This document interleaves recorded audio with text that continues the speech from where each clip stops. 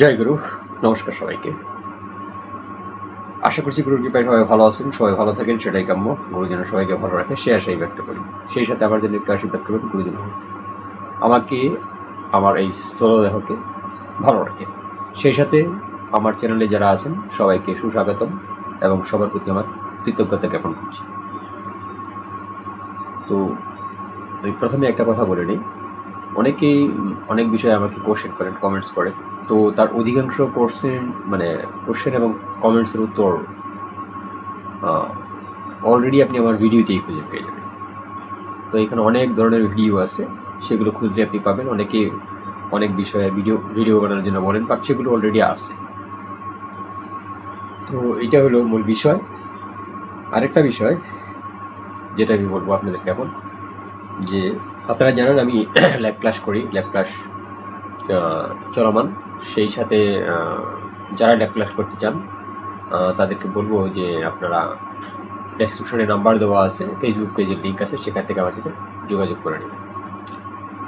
তো এখন যে বিষয়টি আজকে কথা বলবো, একটা আজকে চক্র নিয়ে কথা বলবো, সেটা মূলাধার চক্র। গভীর থেকে গভীর এই চক্রের দেব দেবী সম্বন্ধে বা আপনি সম্বন্ধে ডিটেলস আলোচনা করার চেষ্টা করব। তো প্রথমত আমরা তো জানি মূলাধার চক্র কি, এগুলো আমরা জানি, এগুলো আমরা ইউটিউবে দেখি, এটা কোনো বিষয় না। কিন্তু চারটে পদ্ম আছে, চারটে পদ্মের চারটে বীজ আছে। এটা আমরা প্রথমত জেনে যে চারটে পদ্ম, চারটে বীজ। তো এই বীজগুলো আসলে কি? এই বীজ হলো ভাম, শাম, শ্যাম, সাম।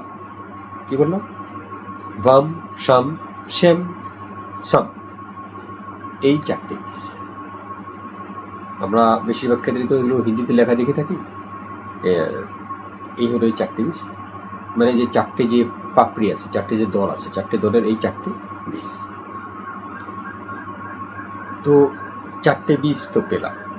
দেখেন এখন এই প্রত্যেকটা দল, সে কোন দল কোন কাজ করে। এই চারটে দলের চারটে কাজ আছে। যেমন ফার্স্ট দলে হলো স্থিরতা, জীবনী শক্তি, নিরাপত্তা। মানে আপনাকে জীবনী শক্তি দেয়, সে নিরাপত্তা দেয়। প্রথম যে দলটা আছে সেটা। দ্বিতীয় যে দলটা আছে সেটা আপনার ভৌতিক উন্নতি, সমৃদ্ধি।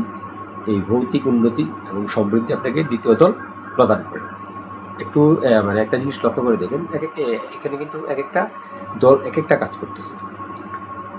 এবং তৃতীয় যে দলটা আছে সেটা আপনার সাহস, প্রতিরক্ষা এবং সহন শক্তি।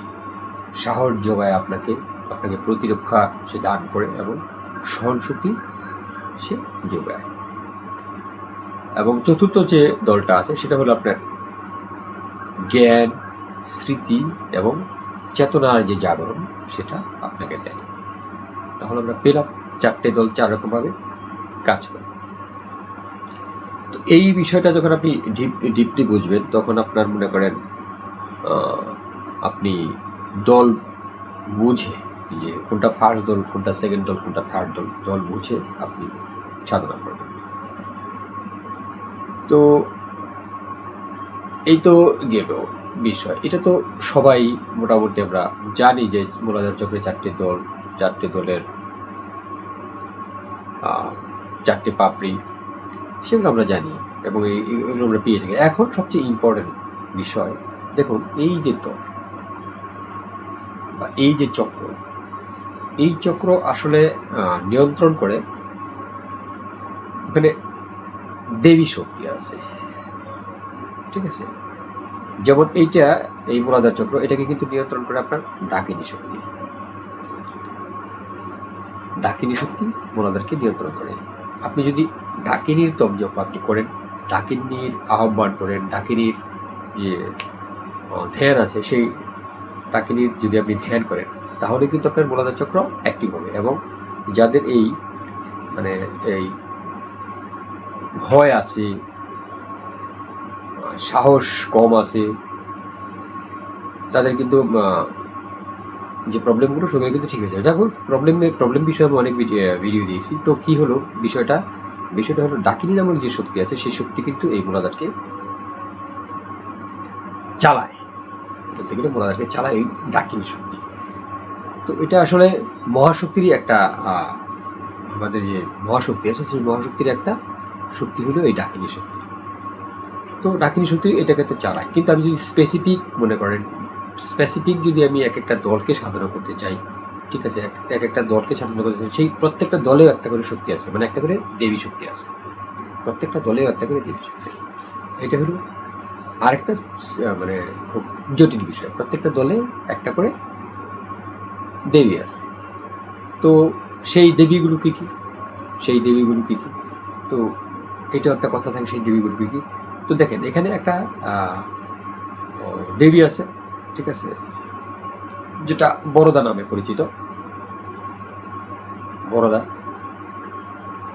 তারপর একটা আমি এটা বলে দিই, বরদা শক্তি মানে বরদা নামের যে দেবী, সেই বরদা শক্তি আছে এখানে, শ্রী শক্তি আছে, ঠিক আছে, শ্রী নামের যে দেবী আমরা জানি কি সেটা আমাদের লক্ষ্মী, শ্রী শক্তি আছে, এবং ষণ্ডা শক্তি আছে, ঠিক আছে, ষণ্ডা শক্তি, যিনি আমাদেরকে সাহস যোগায়, প্রতিরক্ষা দেয়, আমাদেরকে সাহস দেয়, সেই ষণ্ডা শক্তি আছে। এবং আছে সরস্বতী শক্তি, সরস্বতী শক্তি, যিনি আমাদের শিক্ষা জ্ঞান দান করেন, সেই সরস্বতী শক্তি এইখানে আছে। তো বুঝতে পারলেন যে এখানে প্রত্যেকটা যে বিষয় আছে, প্রত্যেকটা বিষয় জটিলভাবে বুঝতে হবে। আমরা চক্রকে সাধনা করতে যাই, বা চক্রের ডিটেলস না জেনে যদি আমরা এরকম সাধনা করি তো হবে না। তো আমি স্পেসিফিক আমাকে জানতে হবে যে কোথায় কী আছে, কী অবস্থিত। তো প্রথমত কর্তব্যবোধ, নৈতিকতা, ঠিক আছে, মানে অন্তর্নিহিতভাবে আপনার জাগ্রত হবে জীবিকা ও নিরাপত্তা, ইচ্ছা, আকাঙ্ক্ষা এবং মুক্তির আকাঙ্ক্ষা। এই চারটে দল আবার এখানে 4 রকমভাবে কাজ করে। এই চারটে দল তো 4 রকমভাবে কাজ করে, কিন্তু ওই 4-এর ভিতরেও আবার 4 থাকে, 4-এর ভিতরেও আবার 4 থাকে, এরকম অনেক বিষয় আছে। তো এত কিছু তো মানে ভিডিওতে এত লম্বা বানালে মানুষ দেখে না, এত কিছু বলা যায় না সেইগুলো।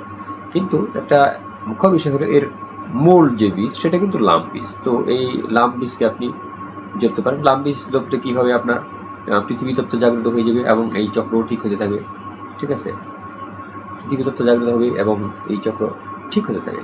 তো এবং মূলাধারে যে আদিষ্ঠৃতি মানে আদিষ্ঠাত্রী দেবতা, তো আদিষ্ঠাত্রী দেবতা হলো তারা যেমন আছেন, আদিষ্ঠাত্রী দেবতা কে আছেন, ব্রহ্মা আছেন এখানে, শক্তি বললাম তো ডাকিনী আছেন, ডাকিনী শক্তি আছেন, এই তারা এখানে আছেন। তো মূলাধার চক্র যদি জাগ্রত হয় তাহলে আত্মবিশ্বাস বৃদ্ধি পায়, ভয় কমে যায়, এটা আমরা পূর্বে বলেছি, জীবনের শক্তি বৃদ্ধি পায়, পৃথিবী তত্ত্বের ভারসাম্য প্রতিষ্ঠিত হয়। তো যদি পৃথিবী তত্ত্বের ভারসাম্য আপনার প্রতিষ্ঠিত হয়ে যায় তাহলে তো বুঝলেনই যে আপনার যে প্রবলেমগুলো আছে, ভৌতিক যে প্রবলেমগুলো আছে সেগুলো ঠিক হয়ে যাবে। তো এই যে আমি দেবী শক্তির কথা বললাম, প্রত্যেকটা পাপড়ির যে দেবী শক্তিগুলো, ওটার আবার সাধনা প্রণালী আছে, একটু ভিন্ন ভিন্ন সাধনা প্রণালী। তো এই সাধনা প্রণালী জেনে যদি আপনি এই দল অনুযায়ী কোনো সাধনা করেন, ঠিক আছে, তাহলে আপনার জন্য সেটা সবচেয়ে বেটার। তো এখন যেটা বলছি, মোট কথা বুঝে শুনে আপনারা সাধনা করুন। তো আজকে এই পর্যন্ত। জয় গুরু, নমস্কার সবাইকে।